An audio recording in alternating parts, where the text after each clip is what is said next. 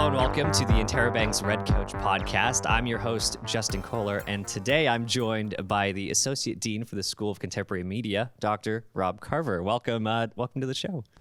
Great. Thanks very much for having me, Justin. So I'm very excited to have you on. And from what I know, the podcast has been going on for a little bit, but this is your first time actually. I haven't been being on it before. No. So that's really cool, especially since so many people who work for the Interrobang come from the School of Contemporary Media. Mm-hmm. Most of our journalists, I think, are in school or have been in school for that school. So it's just kind of cool to have you on. It's cool to have you on board right now.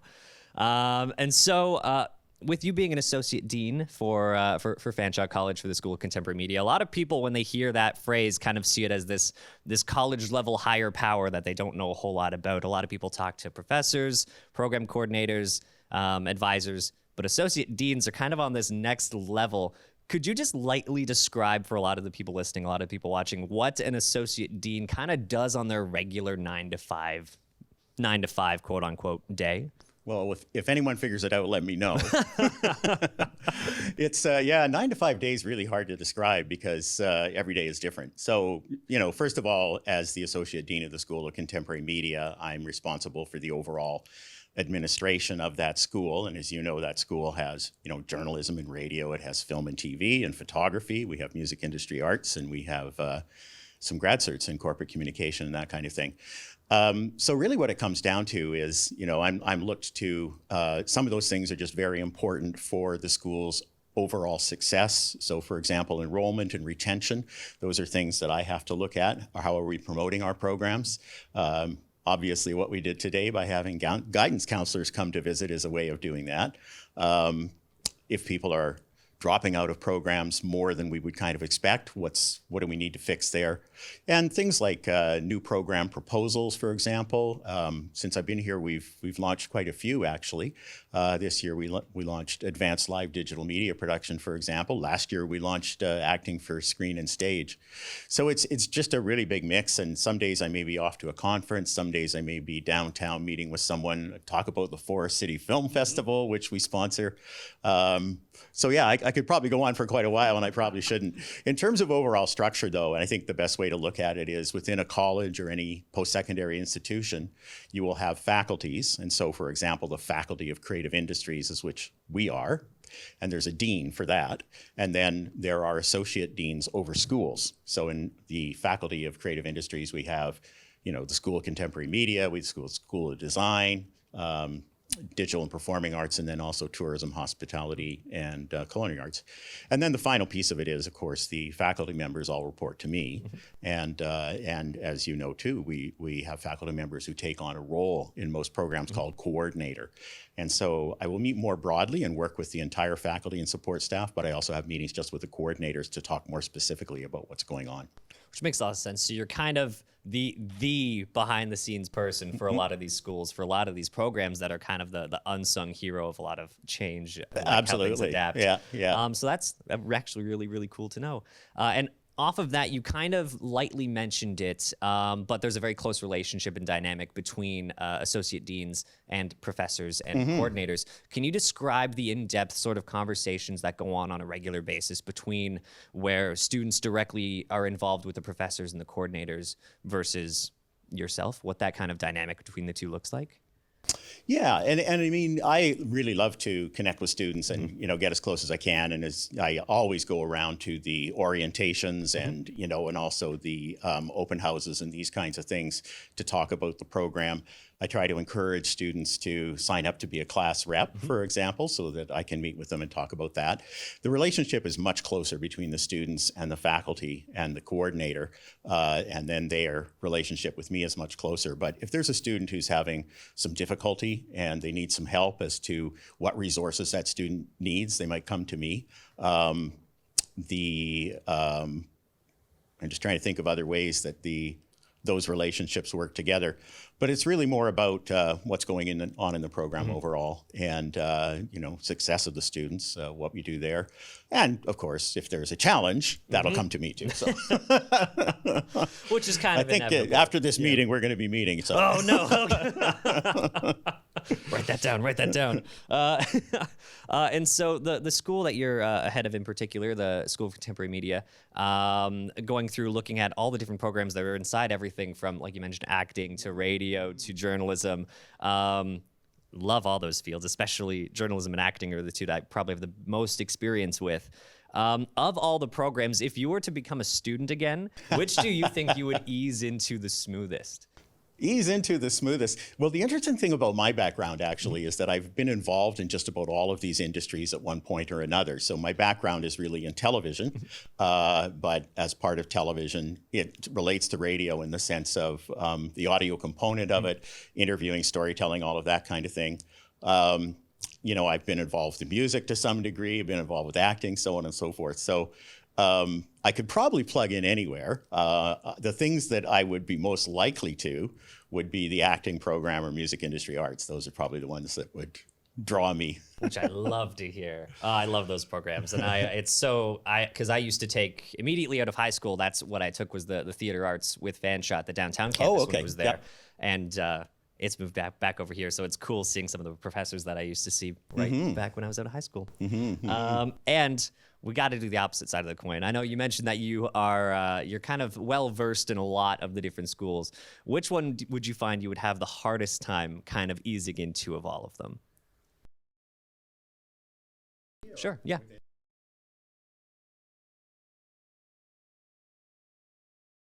Yeah. Yeah. Oh, yeah. Fair.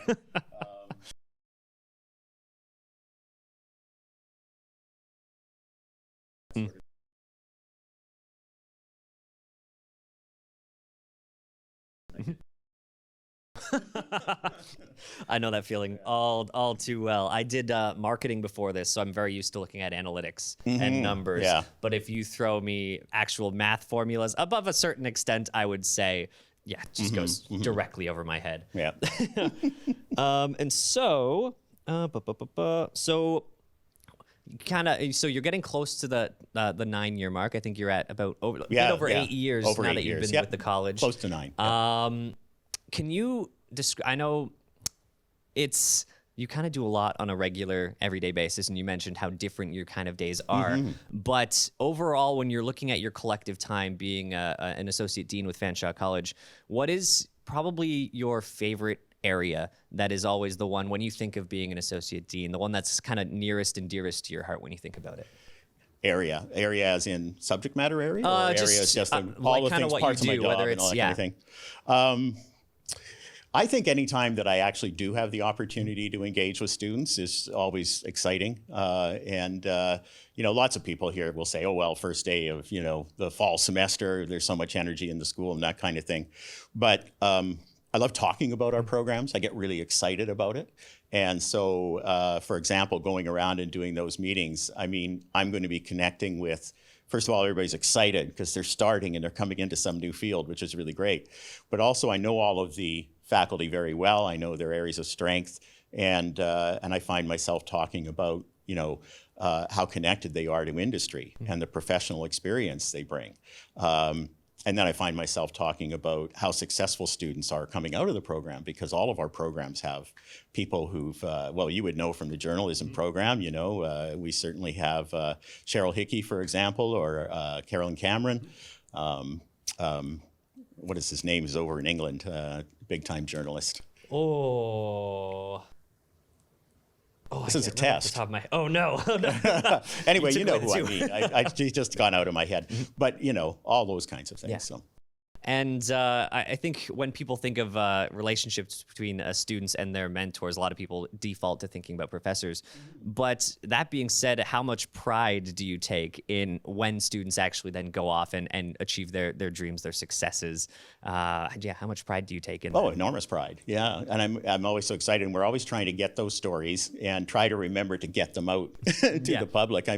For example, and it's not necessarily quick, although we've had lots of people in journalism and radio, get jobs right out of the gate, sometimes even before the gate closed. So, that's always great. But just to give you an example, recently, a graduate of our advanced filmmaking program produced and directed a film called July Talk, Love Lives Here. And that is about a band, July Talk, and basically how they coped through the pandemic. And she graduated about 5 years ago. And this year she made that feature documentary, and it was accepted into Hot Docs, which is North America's biggest documentary, festival. Yeah. And so those kinds of things, you just kind of go, yes. Or for example, we had a photography student, international student. And, people often ask in the creative industries, we're going to get jobs, we're going to find work. And this guy's now working full-time as a photographer. And this past year, one of his images was shown in Times Square. He actually went there to see it on, That's pretty on cool. the big screens, so you never know. I mean, it's amazing what happens. And on a different note, I'm sure you take, like you said, a lot of pride in the students, but I'm sure you also take a lot of pride in the programs themselves and the changes that they make from one year to another. Over your time as Associate Dean in the School of Contemporary Media, has there been one particular change that you've been a key contributor for that you're really proud and happy of? I don't know if there's one particular one. I mean, it goes back. So, for example, when I first got here, a few years in, we undertook to upgrade the radio station, and the radio station had not had an upgrade of its operating, like its technical facilities for quite some time. And so we were able to get enough money to upgrade to Wheatstone, which is an industry standard, and it got us from analog to audio over IP. So that and the interconnectivity that it creates through the plant, that would definitely be one. Programs that we've gotten started, like Acting for Screen and Stage, Pre-Media, and advanced live digital media production. Yeah. And actually, with advanced live digital media production, starting the switcher for the control room, actually 2 switchers died. Oh, no. And this is a very critical piece for television. And we were able to get the funding together to replace those and upgrade them. So now we're going to, it'll take us down the road to video over IP. It'll get us up to 4K and 8K, and some really interesting interconnected stuff. Like we'll have a control room in M Building that we can direct games that are happening in J, so it'll be pretty cool. Some pretty cool stuff, and that's kind of one unspoken thing that your particular school kind of has to focus on more than a lot of others, where in some it's, let's say, like business administration, courses like that, things change, but not on quite a technical level as a lot of the programs that are under your umbrella. Yeah. Things like sometimes books needed to be updated for certain schools, but in these cases, as technology develops, like you said, you have to get higher quality cameras, higher quality equipment, and it's always will take pride in our media center being the largest news center room, I think, across London, even with some of the actual news studios, which is amazing and spectacular. But yeah, definitely a part that you don't really think of when just comparing school to school that associate deans kind of need to be thinking of and keeping up with the whole time. It is a challenge because media technology moves very rapidly, and something will be out of date or going in a direction without another year or so, and so we have to try and figure out where the point is where you decide you can commit to something for a period of time, because the money is not necessarily going to be there to do it as fast as industry. But we are really pretty much on the cutting edge all the time. I mean, I know in radio, it's interesting because employers, if you go to a big center, you're going to see the same stuff, right? And they'll be so glad that you learned on Wheatstone. If you go to a small independent radio station, they're going to go, well, that's nice, but we're all analog here. So, but all the skills, of course, are the key. Which is important. And as a student, using it every single day, knowing that it's going to be a lot of the tech that I will be using one day once I'm actually in the field. I don't know if anybody's told you, but I definitely appreciate it. Oh, good. And everything that you do for that end. So, it's great. And I love dealing with everything every day. It's just such a cool experience. And with your years being an associate dean, there's been plenty to be proud of, lots of great stuff that you're doing. When you jumped on board initially, was there any parts of your day-to-day job that were kind of tough to adjust into, or parts that needed a little bit more help and aid to sort of get on the right track for? I think for me, because, my career has actually involved a lot of work in media, a lot of work in sort of senior management positions, and then a lot of teaching. But truthfully, coming here, so I hadn't been a coordinator, for example, which is often a stepping stone to an associate dean, because you learn a lot about the academic administration, things like what are the requirements of the ministry, in terms of making sure we meet our learning outcomes or keeping quality in education. So I would say the toughest thing for me was upskilling in that area and getting to understand a lot better how curriculum's developed, how programs are ranked and rated, and all the things that we need to do to make sure we're hitting the mark all the time. Yeah, well, and you've got plenty of experience across all your different fields, your education as well. How is your specific experience being I believe you've been to 3 different universities. Yeah. How has that helped in moving into a college setting as opposed to a university setting? Yeah, it's really interesting. So now this will take a little longer if you don't mind me telling this story.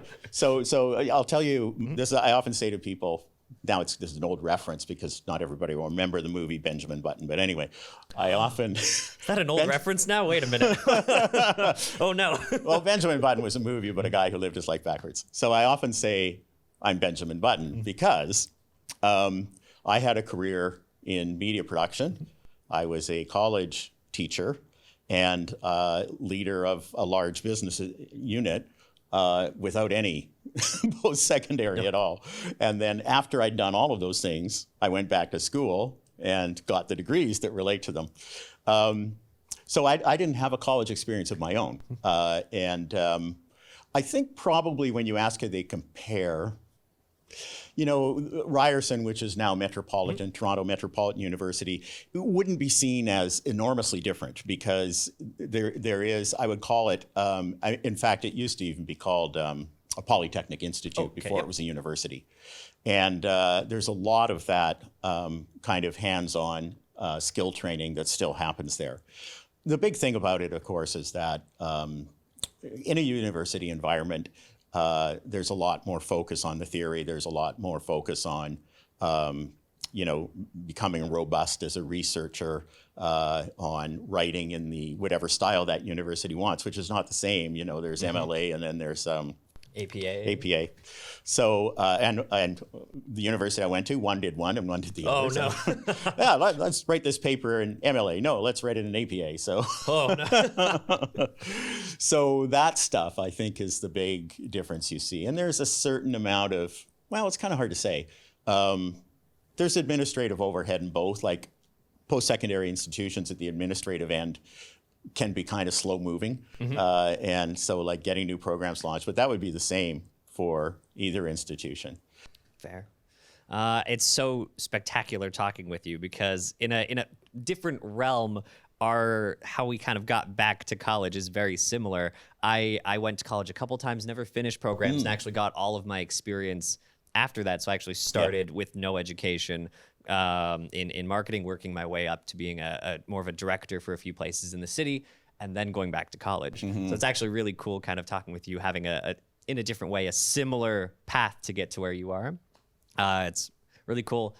Fills me with hope as well for myself, which is great to see. Absolutely. No, and you should be, because, you don't know where you're going to go and what you're going to do, and I this was not my career goal at the beginning, to be sure, but I love it, and the way I often think about the job that I have today is that, I talked about the background I had and the training I had that were in these different fields of media production and then, sort of business administration and academics. And so to me, this job brings those together. I sort of feel like this is perfect because it's the creative industries, which is where I've always worked and where my passion is. It's about teaching, and there's an administrative component. It's an opportunity to lead and have an influence. Well, and that's exactly what takes kind of time to realize as well. A lot of people, I know I certainly did, out of high school, found just one particular passion. It's like, well, I like this. That should be what I'm doing, I guess. When realistically, you should be kind of spending the time finding a profession, a career line that kind of encapsulates everything that you like and every one of your skills so that you can kind of have the most fulfilling job and career going forward. So that's really good to hear. Really good to hear. And so as time begins to kind of wear down a little bit on what we're doing for this podcast, one sort of tradition that I've been doing with a lot of the people that I've talked to has been doing a little kind of lightning round, quick question kind of a thing, just so that people listening, people watching can just know a little bit more about you on a bit more of just a base level. Sure. Nothing too major, but if I can get you to answer some questions as quick as you can, just to get the most genuine of answers possible. Question number 1, and I know some of these will be a little harder than others will be in advance, but in a weird way. First question, do you have a favorite food? It's going to be a split between sushi and Indian. Ah, those are good ones, though. Those are great. Well, in London in particular, so many good spots for both. Yeah.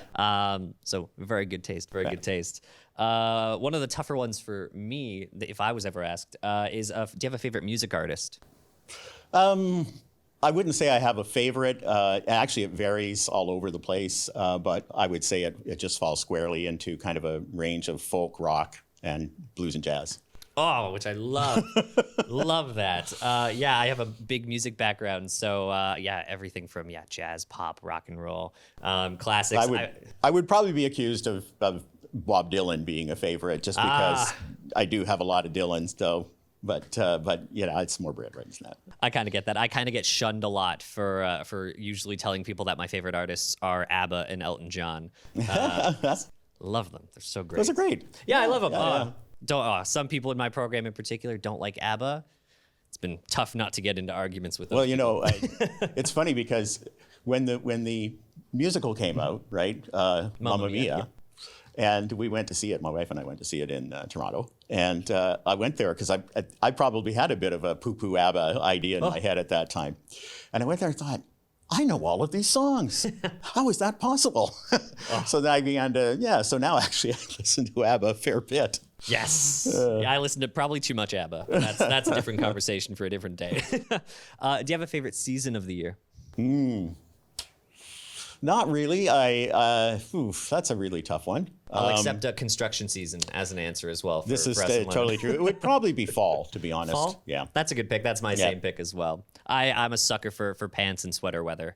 So yeah, that, and I mean, leaves turn and it just gets really nice and it's not too hot and too cold. And especially like around this time, what we're going through right now is you still get a fair bit of warm weather, which is kind of nice. It's the one strange thing is leaving my house at about 5:30 and it being about 5-6 degrees. And by the end of the day, when I'm going home, it's back up to 25, 26. Yep. It's the one strange part of this season. It is a little weird. Do you cook? A little tiny bit, yeah. Of that little tiny bit, is there a favorite dish that you kind of go back to a lot? Nowadays, primarily an omelet. I make good omelets, so there you go. That's a good base to have. Omelets are spectacular. Do you have a favorite movie? I was asked this, I went through a lightning round with somebody else a while ago, and the movie that came out was There's Something About Mary. Oh, great movie. Great pick. Yeah. I love that. Do you like spicy foods? Totally. Well, kind of goes well Indian, with Indian, right? yeah. No, that goes hand in hand with that. Do you play any instruments? Guitar. I'd like to learn piano, and that's probably mentioned earlier. I'm going to be retiring soon, so that's actually a focus for retirement is learning the piano. Which is just a great sort of bass music found because it'll help you with other instruments as well down the line. Totally. So that's a great one to learn. Do you have a favorite book? Hitchhiker's Guide to the Galaxy. Oh, that's a great pick too. And you can't read that book and not see the number 42 everywhere. No, that's right. Somehow, some way. Mm-hmm. Are you superstitious or do you believe in ghosts at all? Not really. I'm in the same boat. I'm the biggest advocate of wishing that they existed. There you go. That's so exactly cool. right. Because I will watch. So the same thing. I'm not really a believer in aliens, and yet I love movies and TV shows and everything to do with ghosts and aliens. So would love for them to be real. I just would like a little proof. And the final little question for you, just because I kind of know it a little bit. Okay. Coffee or tea? Coffee. Yes. Coffee. I'm the kind of person where I drink more coffee, but I think I like the different flavor options from tea. But I usually default to coffee just because it's the nectar of the gods. Yeah, I will drink tea, and it would usually be Earl Grey. Oh, no, that's a solid pick as well. That's great. That one, English breakfast, orange picos, all great picks. And so that will pretty much wrap it up for today. Thank you for coming on the podcast. Appreciate especially how quick you got back to me and being willing to come on the podcast too, which is spectacular. So thank you, everybody, for watching and for listening to this episode of the Interrobang's Red Coach podcast. You can find more episodes wherever you get your podcasts, on Spotify, Apple, Amazon, wherever. Our newest issue for the Interrobang is out on shelves now, so be sure to check that out, or to head to our website to read more news and stories, and to keep up with all things Fanshawe. Or follow us on Twitter, X, at the Interrobang. I think it's the Interrobang on there. And that pretty much wraps it up. Thank you all so much for listening. Thanks so much for watching, and we'll see you in the next one. Take care. Bye.